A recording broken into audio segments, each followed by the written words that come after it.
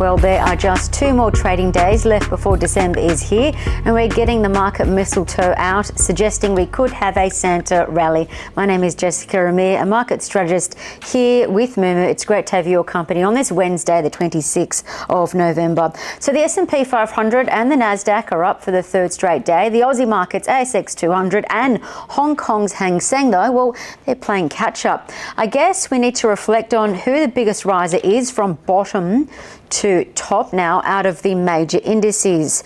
Well, right now it looks like the small cap, the Russell 2000 index, is winning. It's up 7% from its low.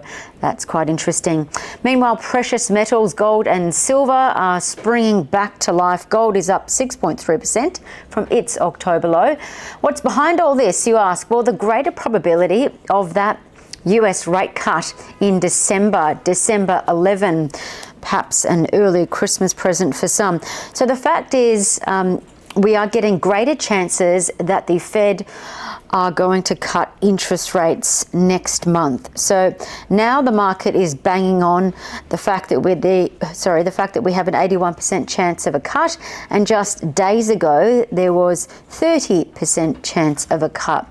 So what is adding fuel to this fire, I guess you could say, is that we do have the White House considering Kevin Hassett as the next Fed chair, and this is touted to be someone who will likely push the central bank in the US to lower interest rates, and Trump is expected to make an announcement to this effect before Christmas. So I'm not a betting person, but the odds seem to be supporting a Santa Claus rally. So for investors, what does this mean? Well, it means tech, consumer discretionary stocks, financials, miners, industrials, real estate, they could see an increasing amount of buys, which tends to happen because these sectors do better in lower interest rate environments. But let's move to today's focus, and that is on Google, a new legitimate challenging leader for AI chips to give Nvidia a run for their money, but also we've got a company that could soon become the world's biggest company. What you need to know is that there is a very bullish case out there for Google to do all of these things. Now, we previously called out Google, I guess, as a sleeping giant. Well, I did. We basically were pointing out the facts that Google's search dived. It plummeted. It reversed. Everyone was talking about it. And that's because the world was turning to ChatGPT for search.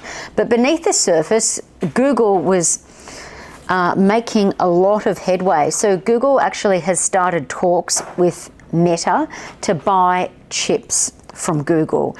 And now Google is approaching the $4 trillion market cap club, not far behind Apple and Nvidia as the world's biggest company. It really seems like now this company is fully awake. We also have to remember that Warren Buffett also took that $4.3 billion stake in the company last quarter. So you have to ask why the Oracle of Omaha did this.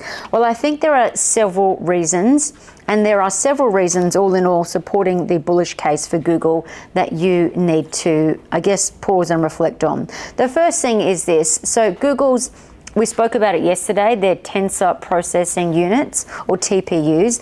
These are being considered as a credible alternative to Nvidia's AI accelerators for training and operating complex large language models, as in the ChatGPTs of this world, the Google Geminis, right?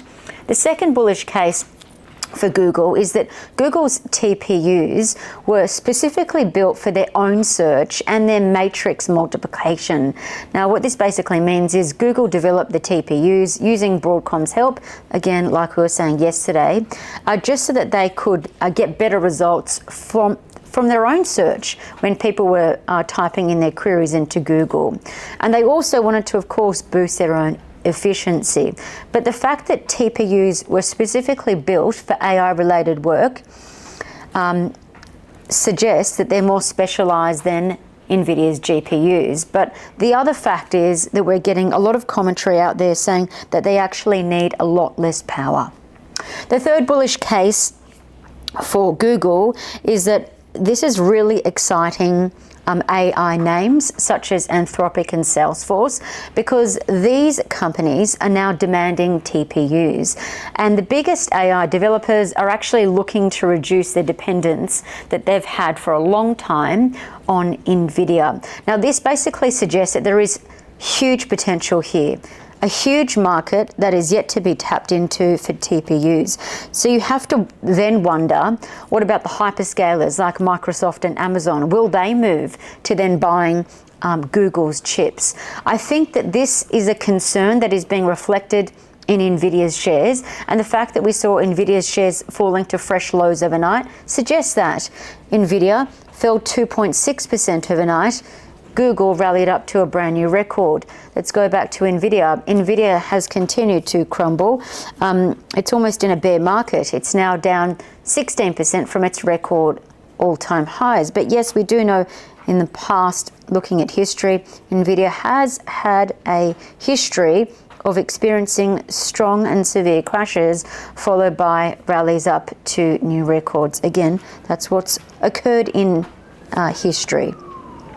While Google is, if we have a look at their shares, they are taking off to brand new record all-time highs. So while we spoke about Nvidia approaching a bear market, Google is in a bull market. It's up 36% from its October lows. But the next question might be, well, hey, it's at $323.44. Consensus says it's a buy, sure, and that reflects that there are bullish views out there for Google shares to pack more oomph or pack more punch, however you want to call it. But the fact is, the price target right now only stands at $326 for Google. So that basically suggests there is room for a haircut or a pullback for Google before it potentially looks at running up again and hitting new highs. And then probably entering an upgrade cycle next year as analysts and more talk comes out about the company gaining more market share and dominance. But that's something to consider for down the track. But it's definitely a stock that you should be adding to your watch list. But let's move to our standout section, stocks to add to your watch list. 3 today. One of those is to talk about gold. So gold stocks and ETFs, they're back on the rise. As we said, there's a potential US rate cut bring more back into the fold as an early Christmas present. So this narrative is supportive of gold. Remember, gold traditionally rallies when the Federal Reserve cuts interest rates. So let's bring in Westgold. Westgold is up about 4%, or rather up almost 5% if you're a rounding person. That was what it did yesterday. But Westgold has been leading the gains in the Aussie share market over the past 60 days. It's up 63%, and that takes its year-to-date gain to 112%. Not bad for a little Aussie battling Aussie stock. It's not battling at all. Consensus says there's more upside ahead for Westgold. The average price target is $6.97. And given its last price that it closed at yesterday was $5.96, obviously that implies upside. You do the math, that's about 17% upside. Changing pace to another stock to add to your watch list, Live Nation. This is a stock that you may want to take a bet on if you believe in the comeback of live entertainment and that this company will benefit from rising ticket sales. And that's exactly what the company does.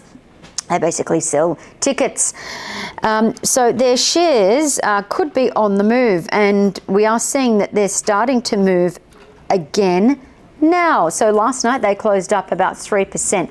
And the reason for this is because we've got a huge lineup of gigs and performers coming out in 2026, all the way from Lady Gaga being back on the road, but we've got Guns N' Roses, Metallica, Ed Sheeran, BTS, Linkin Park, just to name a few. But if you believe it's going to be another blockbuster concert year in 2026, this company probably stands to benefit from that, with people buying more tickets for shows. So, of course, yes, it's somewhat of a monopoly monopoly. Analysts have got it for a buy, or as a buy for that reason. And again, this basically reflects bullish sentiment on expectations that the company will continue to do well. The average price target out there is $169.35, and that implies 31% upside from last night's close. So quite bullish sentiment out there.